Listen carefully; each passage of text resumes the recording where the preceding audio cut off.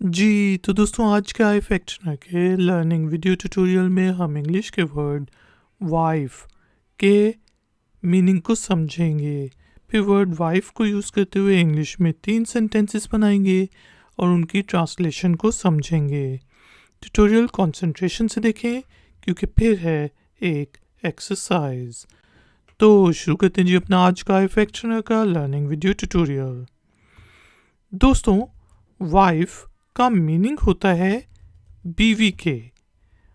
किसी से शादी हुई हो तो वो मियाँ और बीवी होते हैं। तो जो खातून है, औरत है, उसको वाइफ कहा जाता है, बीवी कहा जाता है। जैसे हम यहाँ पे वाइफ को डिफरेंट सेंटेंसेस में यूज़ करना सीखते हैं। He and his wife are musicians.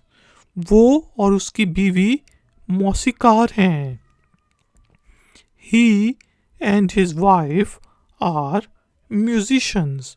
वो और उसकी बीवी मौसीकार हैं। इसी तरह हम कह सकते हैं शी इज़ हिज वाइफ, कि वो उसकी बीवी है। She is his wife. एक कोट है, नो लाइफ विदाउट वाइफ, के बीवी के बगैर कोई ज़िंदगी नहीं। No life without wife. दोस्तों, उम्मीद है कि आपको इंग्लिश के वर्ड वाइफ के मीनिंग समझ आ गए होंगे। अब टाइम हुआ है एक्सरसाइज का।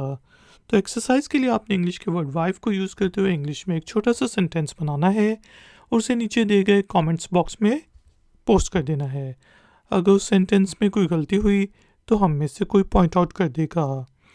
वीडियो पसंद आई है तो लाइक का बटन ज़रूर प्रेस करें, वीडियो को शेयर करें और अगर आप चैनल पे नए हैं तो चैनल की सपोर्ट के लिए और नई नई नोटिफिकेशंस के लिए चैनल को सब्सक्राइब करके बेल आइकन को प्रेस कर दें। मिलते हैं नेक्स्ट वीडियो ट्यूटोरियल में। Until then, take care, keep learning, keep enjoying. Good day.